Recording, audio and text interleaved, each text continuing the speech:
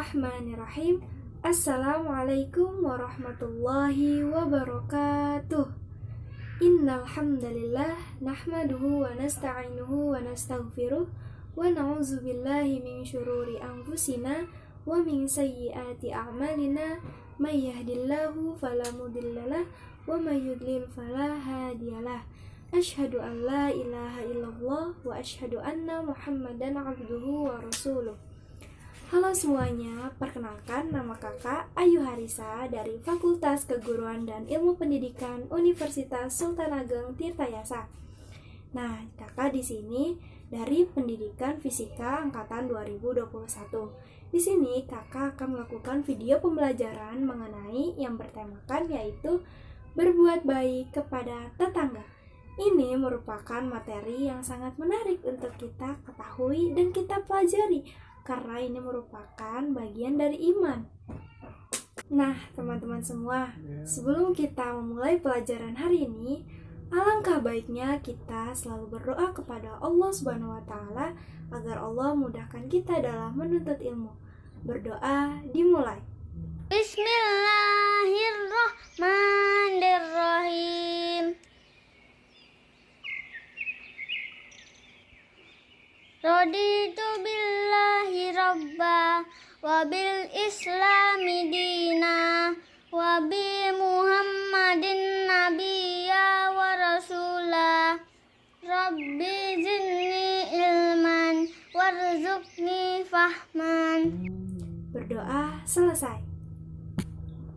Oke, kita mulai pembelajaran hari ini, yaitu Islam adalah agama yang penuh rahmah dan hidup rukun dalam bertetangga adalah moral yang sangat ditekankan dalam Islam.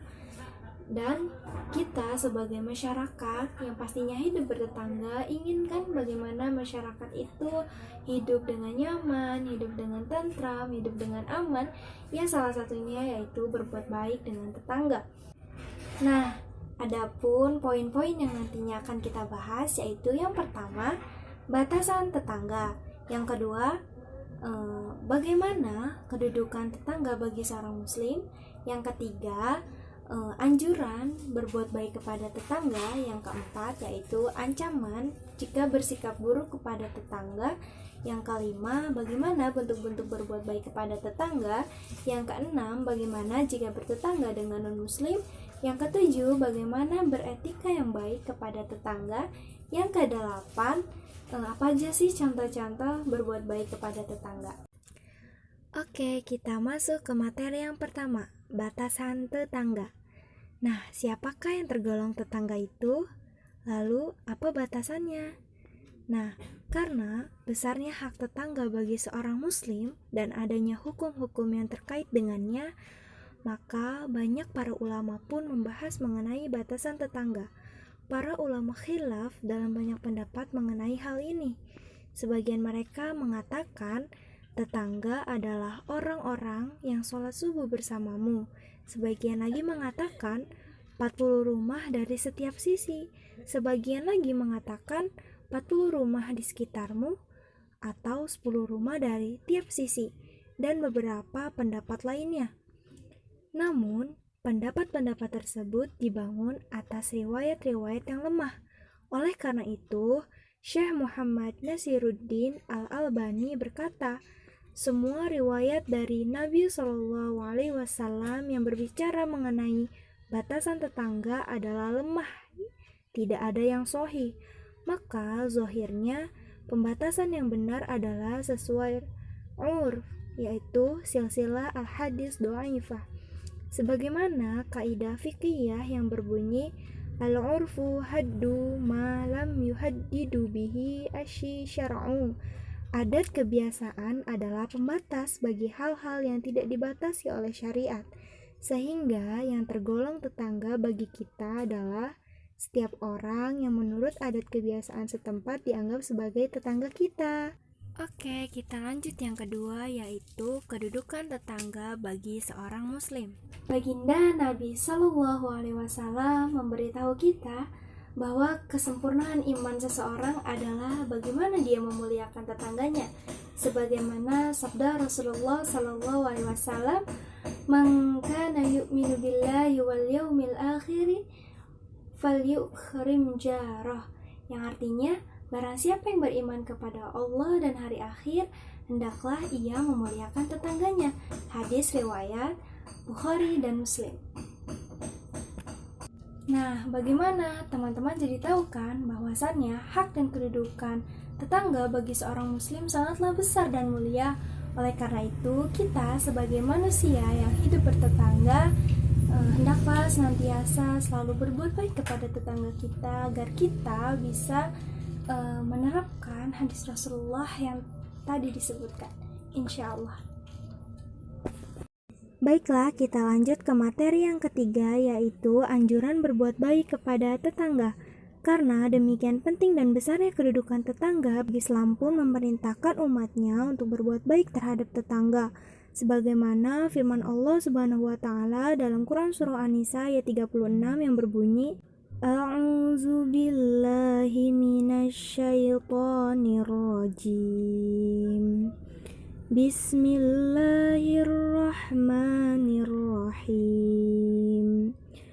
Wa'budullaha wa la tusyriku bihi syai'an wa bil walidaini ihsana wa bizil qurba wal yatama wal masakini wal jari zil qurba wal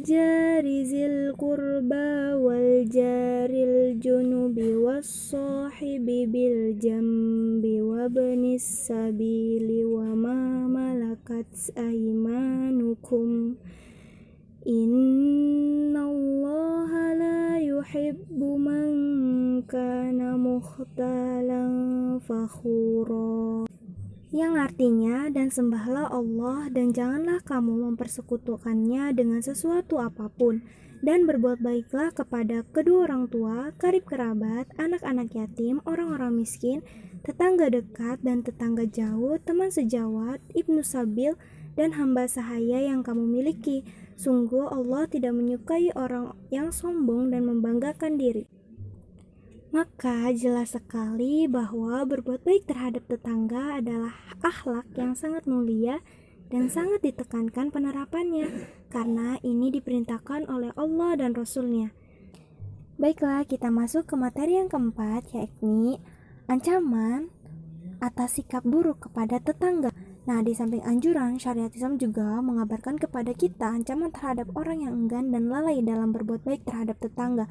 Bahkan Rasulullah SAW menafikan keimanan dari orang yang lisannya kerap menyakiti tetangganya. Sebagaimana sabda Rasulullah, demi Allah tidak beriman, tidak beriman, tidak beriman. Ada yang bertanya, siapa itu wahai Rasulullah? Beliau menjawab, orang yang tetangganya tidak aman dari bawaiknya atau dari kejahatannya. Hadis riwayat Muslim Bukhari. Nah, bawaik di sini maksudnya adalah culas, hianat, zalim, dan jahat. Maka dari itu kita harus menghindarkan sifat-sifat seperti itu agar kita terhindar dari ancaman atau sikap buruk dan menyakiti hati tetangga. Oke, kita masuk ke materi yang kelima, yakni bentuk-bentuk perbuatan baik kepada tetangga. Nah, semua bentuk akhlak yang baik adalah sikap yang selayaknya diberikan kepada tetangga kita. Di antaranya adalah bersedekah kepada tetangga kita jika memang membutuhkan. Nah, terus bentuk akhlak yang baik lainnya seperti memberi salam, menjenguknya ketika sakit, membantu kesulitannya, berkata lemah lembut, bermuka cerah di depannya, menasihatinya dalam kebenaran, dan sebagainya. Masih banyak lagi. Oleh karena itu, semoga kita semua bisa menerapkan hal-hal ini dalam kehidupan kita sehari-hari. Baiklah, kita masuk ke materi yang keenam, yaitu bagaimana jika bertetangga dengan non-muslim. Anjuran berbuat baik kepada tetangga berlaku secara umum kepada setiap orang yang disebut tetangga, bagaimanapun keadaannya. Oleh karena itu, para ulama menjelaskan bahwa tetangga itu ada 3 macam. Yang pertama, tetangga muslim yang memiliki hubungan kerabat, maka ia memiliki 3 hak, yaitu hak tetangga, hak kekerabatan, dan hak sesama muslim. Yang kedua, tetangga muslim yang tidak memiliki hubungan kekerabatan, maka ia memiliki dua hak, yaitu hak tetangga dan hak sesama muslim. Yang ketiga, tetangga non-muslim, maka ia hanya memiliki satu hak, yaitu hak tetangga. Dengan demikian, berbuat baik kepada tetangga ada tingkatannya. Semakin besar haknya, semakin besar tuntunan agama terhadap kita untuk berbuat baik kepadanya. Di sisi lain, walaupun tetangga kita non-muslim, ia tetap memiliki satu hak, yaitu hak tetangga. Jika hak tersebut dilanggar, maka terjatuh pada perbuatan zalim dan dosa. Sehingga sebagian muslim kita dituntut juga untuk berbuat baik kepada tetangga non-muslim, sebatas memenuhi haknya sebagai tetangga, tanpa menunjukkan loyalitas kepadanya, agamanya, dan kekufuran yang ia anut. Semoga dengan akhlak mulia yang kita tunjukkan tersebut menjadi jalan hidayah baginya untuk memeluk Islam. Oke, kita masuk ke materi yang ketujuh, yaitu etika dalam bertetangga. Ada beberapa etika dan adab pergaulan dengan tetangga yang selayaknya kita perhatikan. Di antaranya, yang pertama, mencintai kebaikan untuk tetangga kita sebagaimana kita menyukai kebaikan itu untuk diri sendiri. Yang kedua, bergembira jika tetangga kita mendapat kebaikan dan kebahagiaan serta menjauhi sikap dengki. Yang ketiga, saat musibah melanda tetangga, sebisa mungkin kita membantunya, baik bantuan materi maupun dukungan moral. Nah, yang keempat, menghindari sikap yang dapat menyebabkan tetangga kita merasa tersakiti, baik berupa perbuatan ataupun perkataan. Kemudian yang kelima, kunjungilah tetangga pada hari raya dan sambutlah undangannya jika dia mengundang kita. Yang keenam, bersikap toleran kepada tetangga selama bukan dalam perkara maksiat. Yang ketujuh, hendaklah kita tidak bersikap kikir terhadap tetangga yang membutuhkan bantuan selama kita bisa membantunya.